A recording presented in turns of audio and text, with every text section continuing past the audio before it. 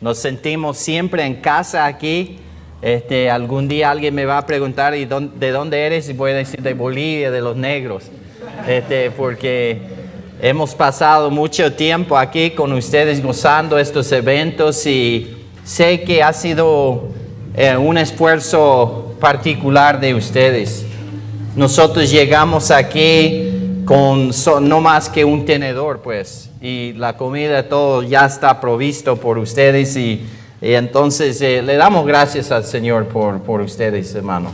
Como iglesia son para mí campeones mundiales, y sé que lo han hecho para la honra y gloria del Señor y no para honra y gloria propia, y sé que su deseo ha sido de glorificar a nuestro Dios Trino, el Dios único del universo, el que nos dio su palabra, su comunicación, su carta de amor. Y entonces, hermanos, les digo que somos un equipo con ustedes. Incluso me gustaría que algún día, si por alguna razón u otra no podemos seguir viniendo, que ustedes tengan esta misma visión de ser una iglesia que enseña la palabra de Dios y que hospeda a gente para que puedan seguir siendo entrenados. Hermanos, no hay muchas iglesias que están dedicándose a lo que ustedes están empeñando aquí, con el deseo pues de ver a pastores y líderes y hermanos y hermanas equipadas, enseñados, y eso para mí es una bendición. Espero que otras iglesias vean el ejemplo de ustedes y que hagan el intento de hacer lo mismo en otras partes, hermano, porque necesitamos de alguna forma u otra meter la palabra de Dios en los corazones de los hermanos. Y hoy en día están acostumbrados a comer puros dulces y no están acostumbrados a comer carne, hermanos. Pero al saborear la carne uno se arrima a la mesa, ¿verdad? Fácilmente si sirven carne. Y es lo que quiero ver personalmente, que Dios conceda este sueño que tengo de ver hasta cientos de iglesias o más haciendo lo mismo, no solamente por hacer un evento, pero por el esfuerzo de ver que la palabra de Dios se enseñe. Hermanos, es importantísimo. Tenemos que volver a la iglesia de Cristo a centrarse en la palabra de Dios, porque cuando la palabra de Dios no es céntrico, la iglesia mengua, hermanos. Y hoy en día estamos viendo que la iglesia está menguando. ¿Y saben por qué? Porque han puesto la Biblia como algo irrelevante, algo no importa. Vamos a cantar, hermanos, vamos a tener convivios, vamos a tener unidad. Dicen que la doctrina divida. Olvidamos doctrina porque divida. Y hermanos, la doctrina es la verdad que Dios nos ha dejado. Y es lo que cambia nuestras vidas, hermanos. Y tenemos que tener la palabra de Dios en el fondo de nuestras vidas como base sobre lo cual nosotros vivamos. Y solamente hay prosperidad. Y hoy en día hablan de prosperidad, ¿verdad? Pero solamente hay prosperidad en conocer la verdad. Y no una prosperidad económica. Una prosperidad espiritual, para que puedan tener gozo en cualquier situación, en todo momento, hermanos. Para que tengan propósito de vida en todo momento, porque hoy en día, ¿por qué abunda el suicidio? Es porque la gente no tiene propósito de vida, no tiene razón por vivir. Y ustedes tienen el tesoro más grande del mundo. Y que hagan el esfuerzo, hermano, el esfuerzo de hacerlo llegar a toda criatura, para que todos sean discípulos.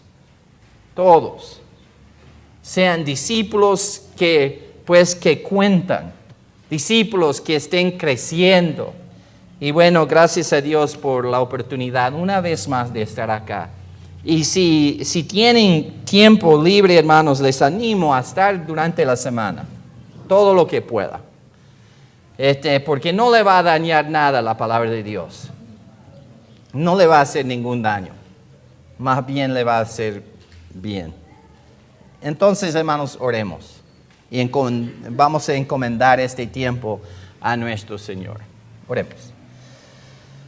Nuestro Padre Celestial, te damos gracias, Señor, por esta mañana y por la tremenda oportunidad que tenemos, Padre, de pensar en ti, de mirarte a través de la palabra tuya, de conocerte, Padre.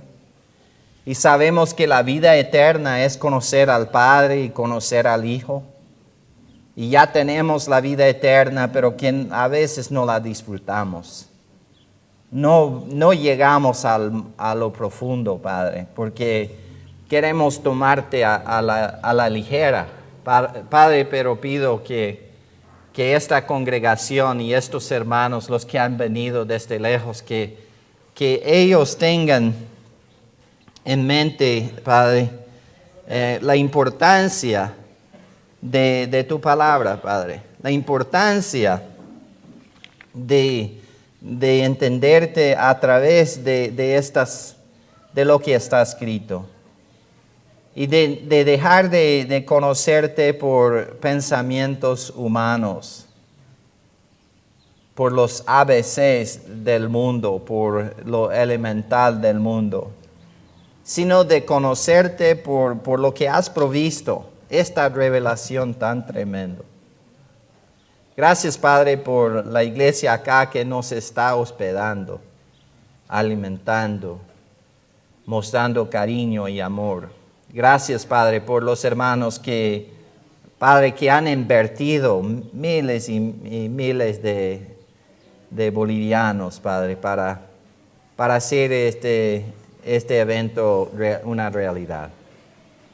Y gracias, Padre, por los hermanos que han venido desde lejos, han dejado sus casas, su familia, sus iglesias y aquí están.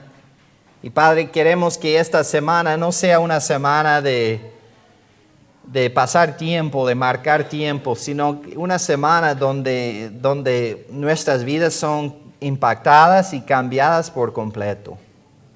Padre, pido por los maestros. Padre, somos nada más que siervos de Jesús. No somos nada. Y te damos gracias por esta realidad, porque nuestra confianza no está en nosotros mismos, sino en aquel quien murió por nuestros pecados y resucitó al tercer día.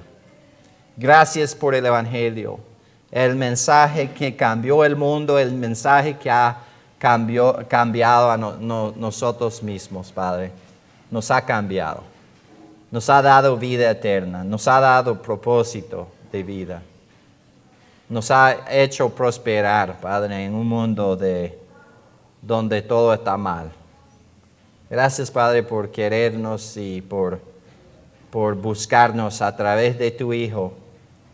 Y gracias por el trabajo del Espíritu Santo en nuestras vidas, de mostrarnos la verdad, de hacernos entender. Y estamos dependiendo una vez más hoy en el Espíritu tuyo, Padre, para poder comunicar la verdad, pero también para poder entenderla. En el nombre dulce de nuestro Señor y Salvador Jesucristo, pedimos estas cosas. Amén. Bueno, los que tienen cuaderno pueden buscar la página número 5 y vamos a seguir en el estudio. Quiero hacer unas observaciones generales acerca del libro de Hechos y quisiera explicarles un poco lo que queremos hacer. Lo voy a mostrar así. Así, hermanos. A ver aquí si esto funciona o no.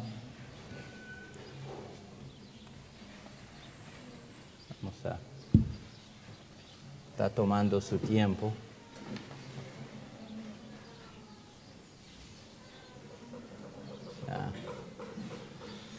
No quiere funcionar.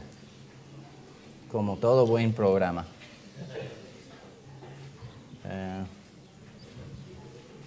Bueno, no lo voy a explicar de esa forma, obviamente. Lo que queremos hacer es tender una cuerda. Saben que cuando las hermanas, las mujeres hacen los secados y todo, van y tienden la cuerda y comienzan a sacar el pantalón y lo guindan ahí con los ganchitos. Y sacan camisa y lo guindan ahí. Y a veces dejan unos espacios entre las camisas grandes y la ropa grande. Y luego llegan al final y ven que, mira, tengo aquí unas medias. Y van entre las camisas donde hay espacios y ponen las medias ahí para que se sequen. Y lo que estamos haciendo en este estudio es que vamos a seguir la historia de Hechos, de la iglesia primitiva. Y vamos a estar guindando ropa en la mente de ustedes sobre una cuerda que sigue así. Ahora, vamos seguramente a dejar algunos espacios para ustedes. Luego van a poder llenar los espacios con información que adquieran en otros estudios o en sus propios estudios. Pero lo que queremos hacer en este estudio es seguir el hilo histórico, panorámico. Vamos a estar estudiando, mientras que estudiamos Hechos, un periodo de 30 años. Ahora, después de los Hechos, vamos a seguir estudiando todos los otros libros del Nuevo Testamento en la orden que fueron escritos. Apocalipsis, claro que será el último libro porque, según la historia, fue el último libro escrito y lo creo. Hemos ya estudiado Mateo, Marcos, Lucas y Juan, ¿verdad? Pero en este estudio hay una parte del libro de Juan que vamos a volver a ver. El aposento alto, lo que sucedió en Juan 13 hasta 17. Vamos a ver las enseñanzas que Jesús dio y la oración sacerdotal de Jesús que dio en capítulo 17. Entonces comenzaremos en Hechos, pero vamos a hacer un desvío a Juan. Y la razón es porque en el libro de Juan, lo que se enseñó ahí es información, hermanos, que es muy particular a la iglesia. Y lo habíamos dejado cuando estudiamos los 4 evangelios en el panorama de la vida de Cristo, para luego tomarlo en este curso, porque tiene más que ver con la iglesia, con lo que sucedía en el tiempo de Cristo. Sabemos que Cristo dijo que iba a hacer su iglesia, ¿verdad? Y la hizo. Y somos su iglesia. Y entonces, cuando estemos estudiando el libro de Hechos, si llegamos al tiempo de, por ejemplo, Santiago, cuando fue escrito el libro de Santiago, vamos a ir a Santiago y vamos a estudiar el libro de Santiago. Al terminar el estudio de Santiago, vamos a volver en el bosquejo al tema y seguiremos hasta llegar a otro libro, por ejemplo, primera a los Corintios, o primera y segunda Tesalonicenses, y luego primero y segundo de Corintios y Romanos, y más tarde Efesios y Colosenses, y luego al finalizar el libro vamos a seguir estudiando el resto del Nuevo Testamento. Como pueden ver, el libro tiene 552 páginas. Tenemos unos 7 días, hermano, de estudios duros. Perdón. Como no pueden mirar, como pueden mirar, 252. Ahí está mi dislexia, o ¿cómo se dice eso? Cuando cambia, uno invierta números y todo. Pero gracias a Dios tenemos tiempo para hacerlo, hermanos. y que estén orando durante la semana para que podamos estar, bueno, al día más o menos, aunque quizás a veces va a parecer que estamos atrasando, pero alcanzaremos, Dios mediante, esta meta. Entonces, hablamos de algunas observaciones generales sobre el libro de los Hechos. Wow, me botó. Ok. Como con todo comienzo, hay problemas siempre. Vamos a ver si ahora funciona.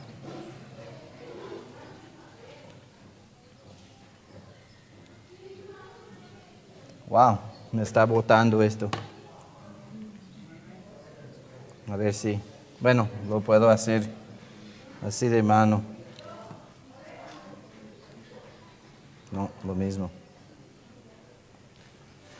Bueno, observaciones generales sobre el libro de los Hechos. El libro de los Hechos es uno de los libros más mal entendidos, más mal aplicados y mal usados en el Nuevo Testamento.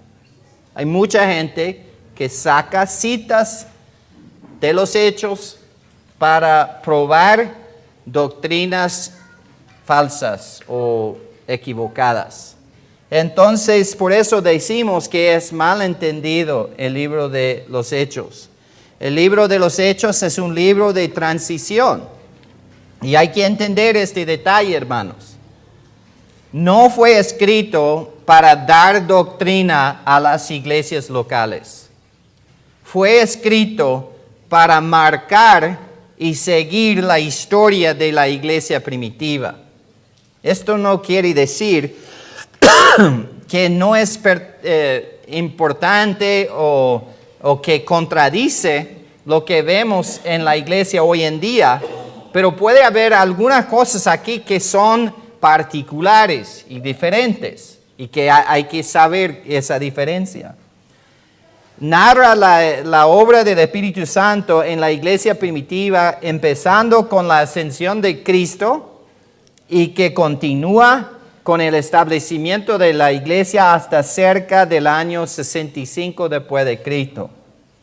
Debido a que Hechos es un libro transitorio, debemos separar cuidadosamente los eventos y doctrinas que eran específicos a ese periodo de transición de aquellos que continuaron en la era de la iglesia. O sea, cuando Dios cambió de trabajar directamente a través de la nación de Israel hacia el mundo, a trabajar con iglesias locales que iban a existir en todo pueblo del mundo, hubo una transición. Dios no está utilizando en este momento a la nación de Israel como su vehículo para alcanzar al mundo. Está usando iglesias locales que existen, Dios mediante, en todo pueblo del mundo. O sea que la voluntad de Dios es que hayan iglesias en todo el mundo. Por eso Cristo dijo, id al mundo y predicad el evangelio a todas las naciones, haciendo discípulos en todas las naciones.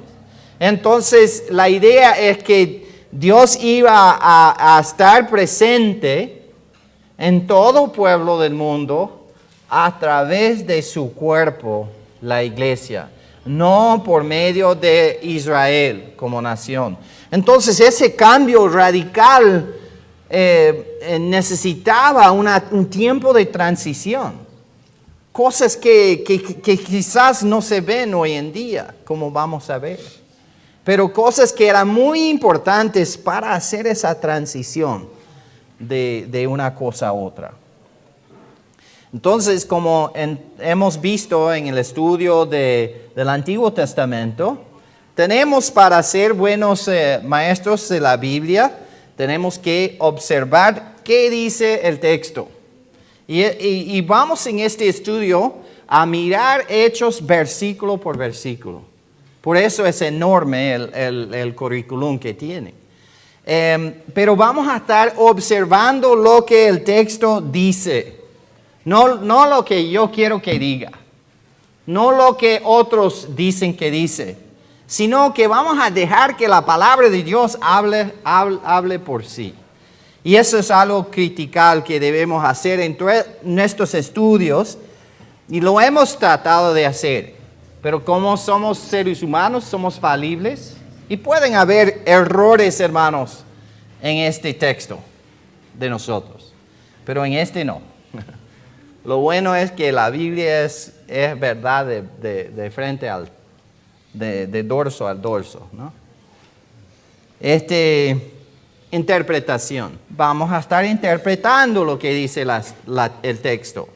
Y vamos a hacerlo cuidadosamente, no bajo nuestros propios prejuicios. Y tenemos que aplicar esto a nuestras vidas. ¿Qué dice esto para nosotros? Y van a haber muchas aplicaciones durante toda la semana. Y quizás ustedes mismos van a decir, wow, nunca había visto eso. Y va a ser una aplicación improvisto para ustedes también. Entonces, vamos a examinar algunos conceptos bíblicos sobre el libro de los Hechos. Primeramente, el autor. ¿Quién escribió este enorme libro de 28 capítulos? Y bueno, podemos decir que es el acompañante de Pablo, que se llamaba Lucas. Y Lucas era el autor. Lucas fue un misionero. No era apóstol, hermanos. No era apóstol de Cristo. Pero en un sentido, como viajaba juntamente con el equipo misionero, podemos decir que sí, era misionero y apóstol con la A minúscula. Lucas fue un habitual compañero de viaje del apóstol Pablo. Podemos ver eso, por ejemplo, en Filemón 24, hermano. Marcos, Aristarco, Demas y Lucas, mis colaboradores. Entonces ahí aparece en la lista de los acompañantes de Pablo en sus viajes. Vamos a seguir mirando 2 Timoteo 4:11. Solo Lucas está conmigo. Toma a Marcos y tráele conmigo porque me es útil para el ministerio. El libro de los Hechos contiene muchos pasajes que siguieron el uso del pronombre nosotros. Y cuando ven en el libro de los Hechos el pronombre nosotros, era porque Lucas estaba presente en el evento. Pero cuando él dice, y ellos viajaron, o cuando dice, y él viajó, o él siguió, es que no estuvo, pero había hablado con Pablo y Pedro y otros para saber exactamente lo que sucedió. Podemos verlo en capítulo 16 de Hechos, 10 en adelante, hermano, 10. Cuando vio la visión, enseguida procuramos partir para Macedonia. Hasta ahí. Vemos ahí que, léalo otra vez, hermano. Cuando vio la visión, enseguida procuramos partir para Macedonia. Procuramos. Él estuvo ahí, por eso dijo procuramos. Se incluyó en la narración. Lucas también fue un doctor de medicinas. Vamos a leerlo en Colosenses 4:14. Os saluda Lucas, el médico amado, y Demas. Muy bien, el médico amado. Me gustaría tener un médico viajando conmigo en todas partes del mundo, porque a veces me he enfermado. Como por ejemplo cuando estuvimos en la India. Hermanos, estaba en el piso con un dolor de estomacal que me estaba matando, parecía. Y me vinieron y los otros hermanos estaban dormidos ahí en el cuarto y yo en la sala. Y fueron y buscaron un médico o un paramédico, no sé quién era, y llegó y y tenían una inyección y yo les estaba diciendo, pero tengo alergia al penicilina. No se preocupe, pero tengo alergia. Y entonces de repente, plan, me dieron y como dentro de 2 horas estaba bien. No sé qué me dieron, pero me gustaría tener una botella de eso. En Colosenses 4, 10 al 14, Pablo no incluyó a Lucas en su lista de compañeros judíos. Vamos a leerlo, a ver la ausencia de Lucas. Aristarco, mi compañero de prisiones, os saluda, y Marcos, el sobrino de Bernabé, acerca de los cuales habéis recibido mandamientos. Si fuere a vosotros, recibidle. Y Jesús, llamado Justo, que son los únicos de la circuncisión que me ayudan en el reino de Dios y han sido para mí un consuelo. Si Lucas era judío, hubiera estado incluido ahí. Obviamente, no era judío. También podemos verlo en Hechos 1:19 de otra forma, de otras perspectivas, para comprobar que Lucas no era judío, sino gentil. Y fue notorio a todos los habitantes de Jerusalén, de tal manera que aquel campo se llamaba en su propia lengua, Acéldama, que quiere decir campo de sangre. Hubiera dicho en nuestro propio idioma si fuera judío. No era judío, sino era gentil. Y eso es interesante porque no hay muchos autores en la Biblia que no eran judíos. Dios más que todo utilizó a la nación de Israel para escribir su palabra, pero él era una excepción. Ahora, Lucas fue un escritor, claramente. Lucas también fue el autor del libro del Evangelio de Lucas. Lleva su nombre por eso. Con los 1007 versículos, Hechos es el tercer libro más largo del Nuevo Testamento. Solo superado por el Evangelio de Lucas, que contiene 1151 versículos, y el Evangelio de Mateo con 1071 versículos.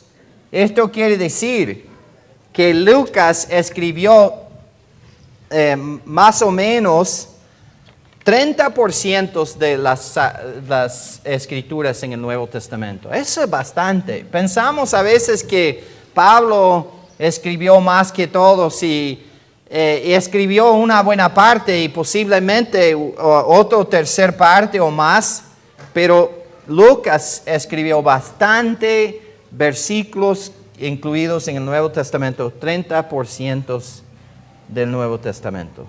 Lucas parece haber obtenido información histórica de sus libros al entrevistar testigos oculares de los sucesos que él describió. Vamos a leer Lucas 1 y 2.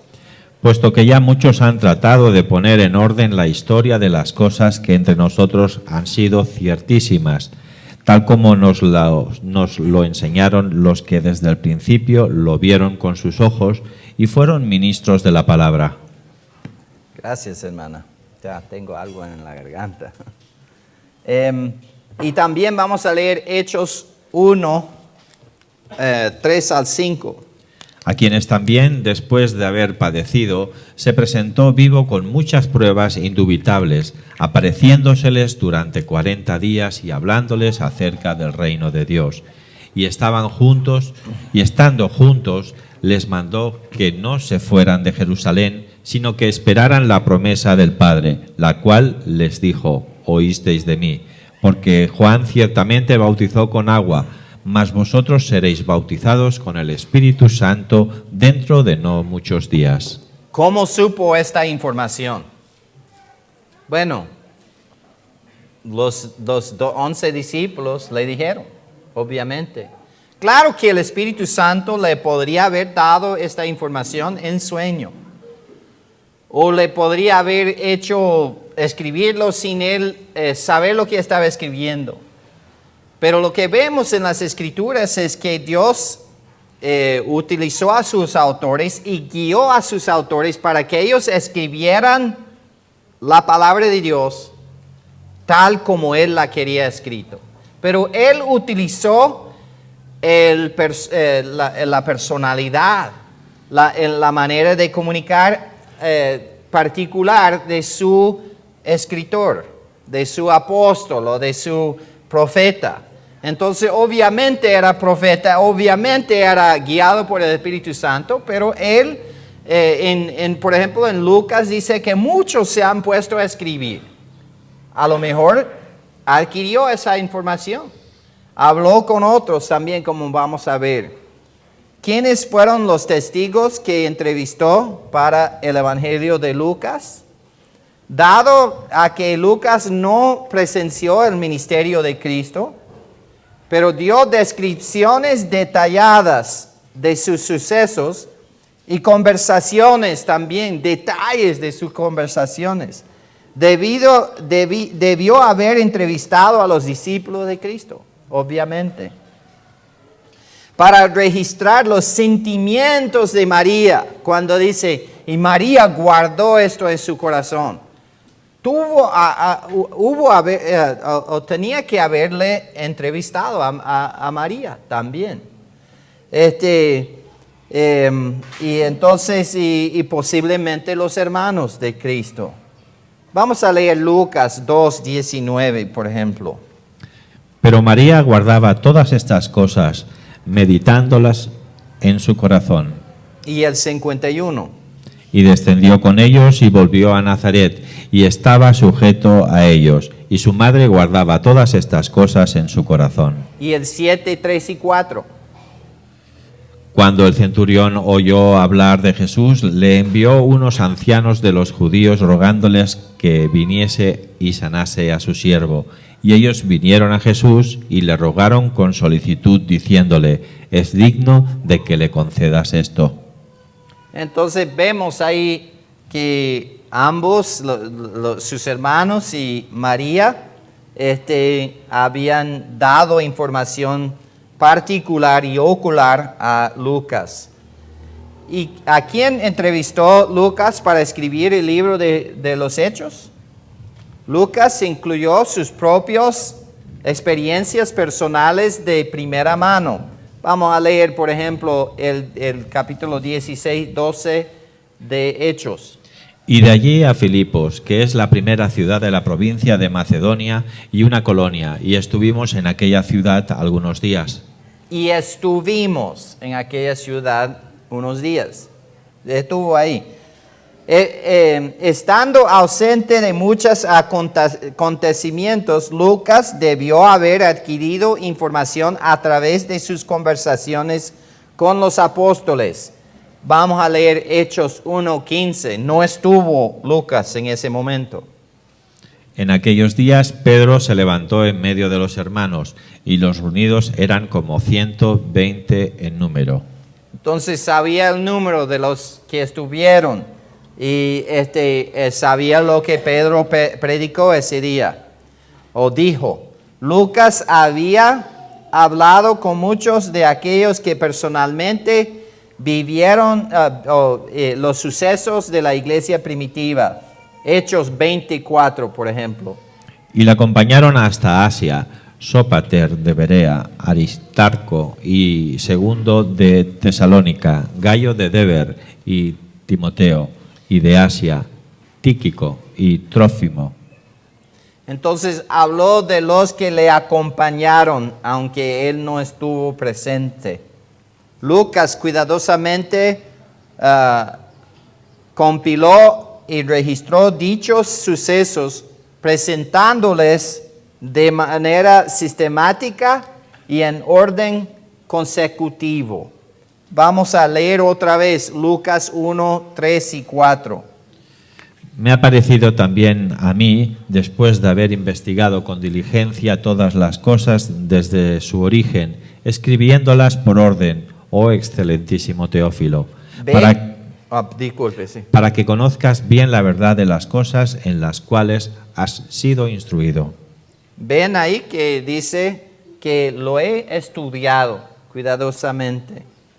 Pero por último, y lo más importante, Dios, el Espíritu Santo, supervisó a Lucas mientras escribió sus dos cartas. Podemos ver esto de 2 a Pedro 1, 20 y 21, donde habla de los profetas, hermano. Entendiendo primero esto, que ninguna profecía de la Escritura es de interpretación privada, porque nunca la profecía fue traída por voluntad humana, sino que los santos hombres de Dios hablaron siendo inspirados por el Espíritu Santo. Muy bien. Entonces, ¿cuál era el rol del Espíritu Santo en la revelación de la Biblia? Bueno, tenemos revelación general, las estrellas, el universo predica día y noche, la creación predica que hay un creador todopoderoso, con todo conocimiento, toda sabiduría. Esa es una predicación. Pero también Dios ha dado revelación especial, en forma escrita, pero por medio de varios modos. Inspiró a los profetas con las Escrituras. Vamos a leer 2 a Timoteo 3, 16 y 17, por favor. 2 a Timoteo 3, 16 y 17. Toda la Escritura es inspirada por Dios y útil para enseñar, para redarguir, para corregir, para instruir en justicia, a fin de que el hombre de Dios sea perfecto, enteramente preparado para toda buena obra. Entonces podemos tener plena seguridad que la palabra de Dios fue inspirada por Dios. Vino del corazón, de la mente de Dios. Él utilizó a los profetas, pero los profetas fueron llevados por el Espíritu Santo para que no incluyeran sus propias ideas y pensamientos. Pueden confiar 100% en lo que está escrito aquí. No hay ninguna equivocación. No hay ningún error. Fue dado directamente de Dios. Y los hombres eran movidos por el Espíritu Santo, ya sabemos muy bien, 2 Pedro 1, 20 y 21, lo que hemos leído. Entonces, inspirándolos de esa manera, tenemos lo que hoy en día llamamos la Santa Biblia, las Santas Sagradas, lo que Dios dio a su pueblo.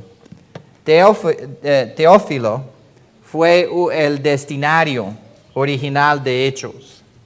Gracias a Dios lo compartió con los demás, ¿verdad? Pero claro que eso fue el plan de Dios. Su nombre significa amante de Dios. Teófilo podría haber sido un creyente, pero no podemos estar seguros. O sea que probablemente era, o posiblemente hay una teoría que ¿cómo termina el libro de Hechos? ¿Dónde está Pablo cuando termina? En la cárcel en Roma, esperando presentarse delante de quién? De Nerón, ¿verdad? Del emperador. Iba a argumentar su caso. Entonces yo inclino hacia que la idea de que Teófilo era un abogado que probablemente argumentaba el caso de Pablo ante el Nerón, porque termina así de golpe donde estaba él y sabíamos que él iba a Roma a estar delante de Nerón. Y lo que pasa es que después de ser soltado, él siguió viviendo 2 a 4 años más, pero había un momento históricamente que no está registrado en Hechos, cuando fueron y buscaron a los líderes a Pedro y a Pablo más que todo, y los llevaron a Roma. A Pedro le crucificaron A Pablo le cortaron la cabeza, como era ciudadano romano, y no pudieron crucificarlo legalmente. Pero ¿cómo es que Nerón sabía quién buscar y qué? Incluso Nerón se puso loco en la última parte de su vida. Murió en el año 67 después de Cristo. Ahora,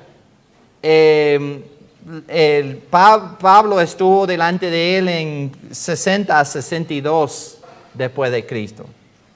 Entonces, en esos años, él comenzó a odiar a los creyentes.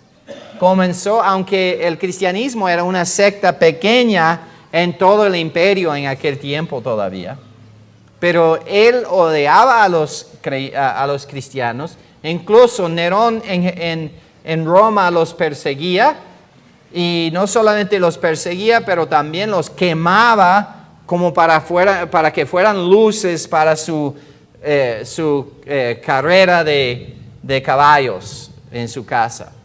Y entonces, ¿cómo es que él tuvo esa reacción contra el cristianismo? Yo supongo que es que él escuchó toda la historia de Jesús por medio de Lucas. Lucas vuelve hasta la creación del mundo, ¿verdad? Para seguir la historia de Jesús.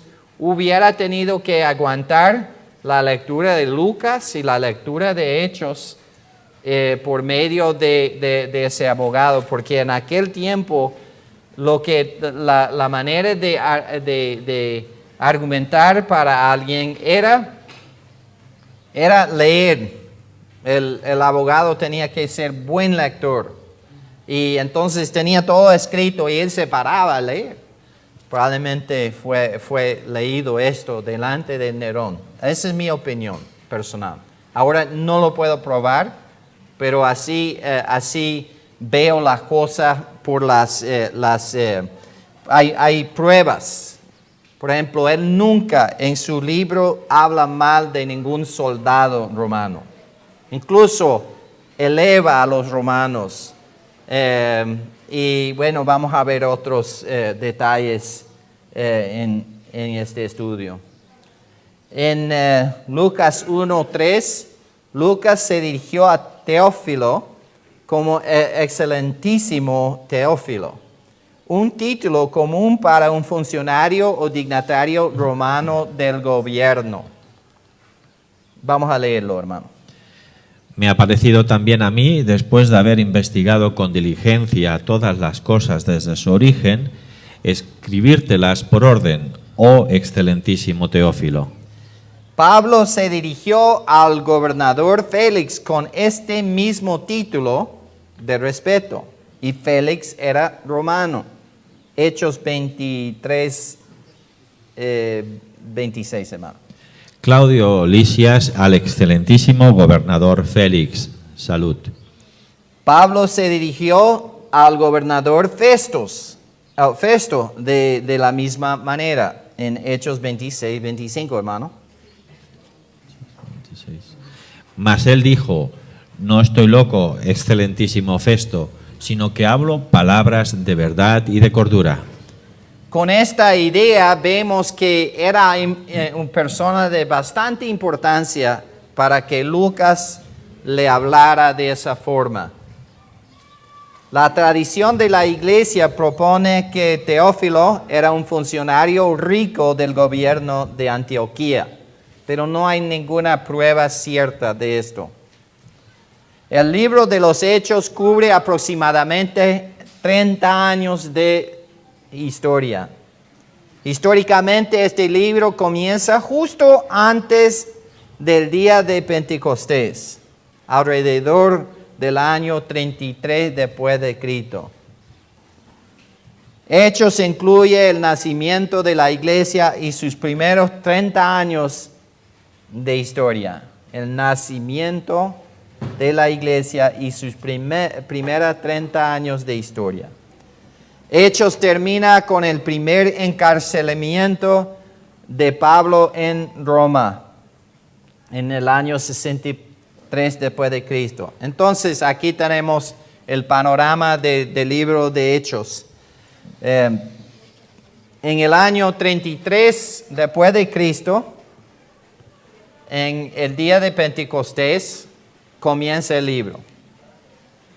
Y termina en el año 63 después de Cristo con el primer encarcelamiento de Pablo. Y estas son fechas aproximadas, hermanos. Y podemos seguir. Los propósitos de Hechos. ¿Por qué fue escrito el libro?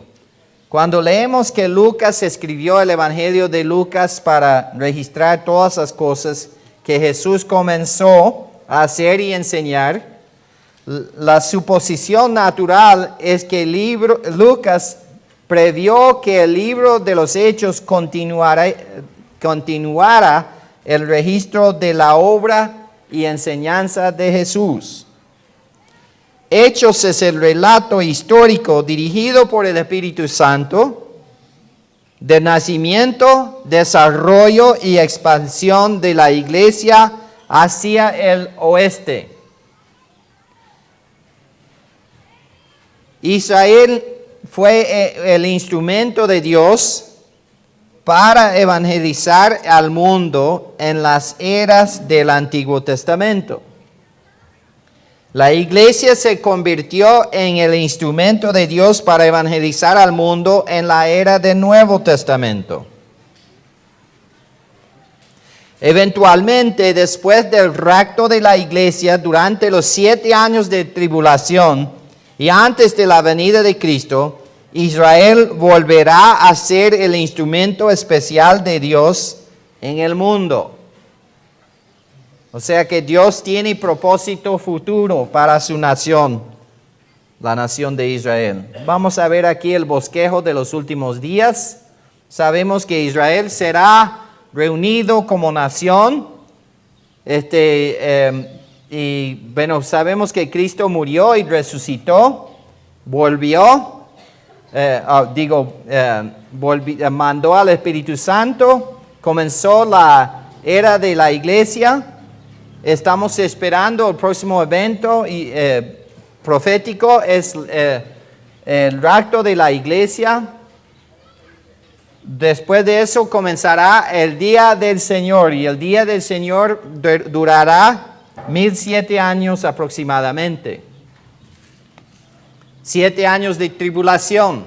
Cuando Él viene con su reino, vendrá primeramente peleando para conquistar lo que Satanás había, pues en un sentido, dominado con el dominio de oscuridad.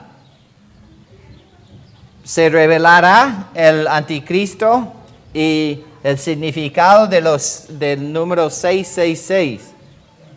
Vendrá pues Jesús al final de los 7 años con sus santos para establecer su reino aquí en la tierra. Será quitada durante los 1000 años la maldición sobre la planeta. La creación no va a estar gimiendo con dolores de parto, con la revelación de los hijos de Dios. También establecerá durante este tiempo un reino donde Él reina con vara de hierro. Al final de eso, Satanás, quien ha estado atado por 1000 años, será soltado, probablemente 7 años antes del final del milenio. En ese tiempo, Él hallará muchos rebeldes, gente que ha nacido durante ese 1000 años que no ha creído en Cristo, no quiere a Cristo como su Salvador. Y van a unirse al enemigo. Imagínense vivir en un paraíso durante 1000 años. La tierra va a ser como el jardín de Edén prácticamente. Vivir durante ese tiempo con Cristo reinando, pero todavía van a estar revelándose de adentro. Es que como Él reine con vara de hierro, nadie va a oponerse así públicamente. Van a estar esperando su momento. y cuando Satanás sale, van a estar a su lado enseguida. Pero qué cosa tan tremenda. No va a haber Satanás en el mundo por los 1000 años. No va a haber sistema mundano. El único que van a tener durante ese tiempo es su carne, su naturaleza pecaminosa. Y con eso de todos modos, van a oponerse a Cristo y no van a querer creer en Él. Y eso demuestra la naturaleza pecaminosa en su tal como es. Es algo horrible. Viene y después de eso, una batalla destruirá a los enemigos de Cristo que se unen a Satanás. Satanás será lanzado al lago de fuego junto con sus demonios y va a haber el gran trono blanco aquí, un evento cuando todo el mundo tendrá su oportunidad de argumentar su caso, de decir que yo no merezco el infierno, y van a tener su momento delante de Jesús para decir por qué no merecen, pero serán abiertos los libros y se va a revelar todo secreto en aquel tiempo. Y no va a ver ninguna persona que escapa de ese juicio del gran trono blanco. Entonces ahí tenemos el cuadro de los últimos días. Hechos enfatiza el hecho de que el cristianismo es para todas las personas en el mundo, no solo para los judíos. Y bueno, vamos a seguir un poquito más aquí. La iglesia está compuesta de ambos judíos y gentiles, pero es especial porque no es ni gentil ni judío. O sea que la iglesia es un nuevo hombre, como dice Efesios capítulo 2. No es una identidad o algo judío ni tampoco gentil. A pesar de que ambos, tanto el libro de los Hechos como la iglesia, comenzaron en internos judíos, Israel y Jerusalén no permanecieron como el centro de la presencia de Dios. La iglesia en toda parte del mundo representa la presencia de Dios en esta tierra. Vamos a leer Efesios 2, 19 al 22.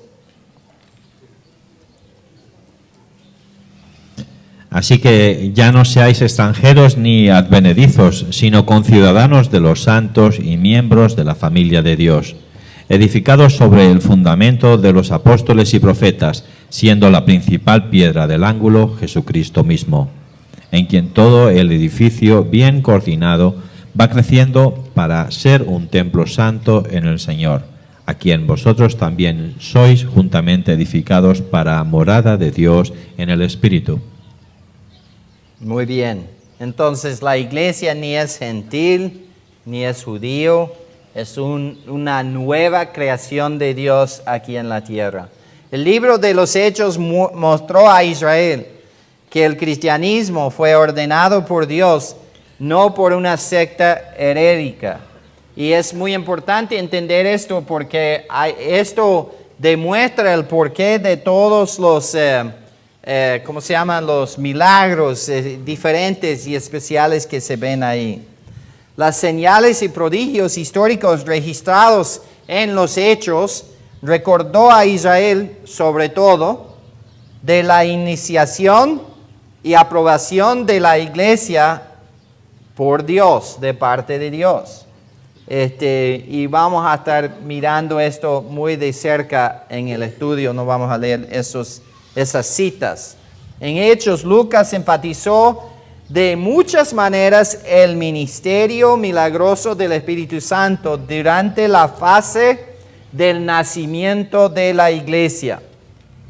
El Espíritu Santo empoderó muchos milagros únicos durante este periodo de transición, incluyendo el permitir a creyentes hablar idiomas extranjeros que nunca habían aprendido, y sanar a los enfermos y levantar a los muertos y hacer muchos otros prodigios y milagros. Incluso sobrenaturalmente transportó a Felipe. ¿Por qué no hacemos esto hoy en día? O sea, obviamente eso no está pasando a nadie. Pero era algo que sucedió. ¡Puf! ¡Pum! Salió mágicamente. No sé cómo lo hizo, pero Dios lo hizo. En Hechos, Lucas presenta una historia selectiva de la iglesia primitiva. No incluyó sustancialmente sus avances al sur y al este. O sea que estamos viendo cómo la iglesia fue plantada y desarrollada en Europa, saliendo de Jerusalén y siguiendo hacia Europa. Pero a la misma vez la iglesia estaba yendo hacia China, por un lado, India, y históricamente llegaron lejitos ahí evangelizando. También siguió abajo hacia África, y Egipto fue evangelizado y otros países más al sur. Y la iglesia estaba marchando bien, pero perdieron su visión, lamentablemente. Perdieron lo que es el discipulado por muchos años. Y la Biblia no fue de mucha importancia. Comenzaron a enfocar en cosas místicas. Enfocaron en líderes. La iglesia fue conquistada por jerarquía. Y entonces, hermanos, eso dañó muchísimo a la iglesia. Y solamente cuando los reformadores volvieron a lo que es la Escritura, la iglesia comenzó a prosperar otra vez. Cuando comenzaron a traducir la Biblia en idioma común de la gente en cada nación. Y entonces la iglesia ha prosperado últimamente por el hecho de que tenemos ahora la verdad. Porque la mera verdad es esto: todos ustedes se han criado bajo mentiras. Este mundo enseña mentiras, hermanos. Y Cristo dijo: conoceréis la verdad y la verdad os hará libre. Y ya conocemos a la verdad, Cristo. Pero también seguimos conociendo la verdad para que la verdad reemplazca las mentiras que hemos creído durante todas nuestras vidas.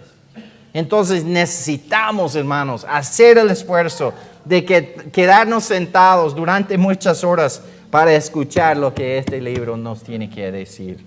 Entonces les animo a hacerlo. Vamos un poquito más adelante y pararemos para descansar un poco. Lucas enfatizó el ministerio de Pedro en los capítulos 1 al 12. Lucas enfatizó el ministerio de Pablo en los capítulos 13 al 28. Hechos se enfoca en la soberanía de Dios en la fundación de la iglesia. La obra de Dios era tan extensa que incluso usó la cruel persecución diseñada para destruir la iglesia como su instrumento para expandir su influencia. La iglesia es como tratar de apagar fuego con gasolina. Hay un fuego ahí, en lugar de tirarle agua, es como si está tirándole gasolina al fuego. Porque cuando uno trata de apagar a la iglesia expande. Y me gusta eso. Entonces, es bueno cuando luchan en contra de nosotros, porque hace que la iglesia se expande. Entonces, que venga la persecución, ¿eh? ¿Qué les parece? El capítulo 8:1, por favor, hermano.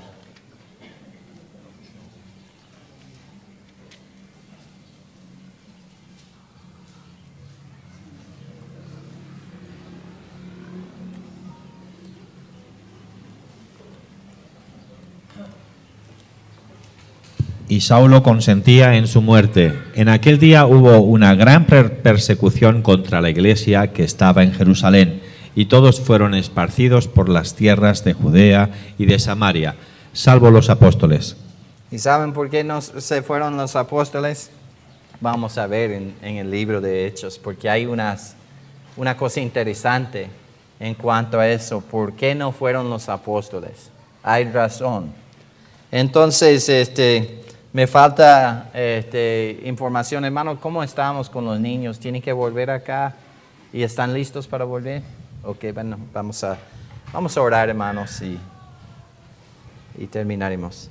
Gracias, Padre, por este tiempo, este evento, Padre, que tenemos aquí para estudiar tu palabra, y pedimos tu bendición y tu cuidado sobre nosotros, y queremos avanzar lo máximo posible, y entonces que nos dé sabiduría, Padre, para cortar lo que tenemos que cortar y alargar donde sea necesario.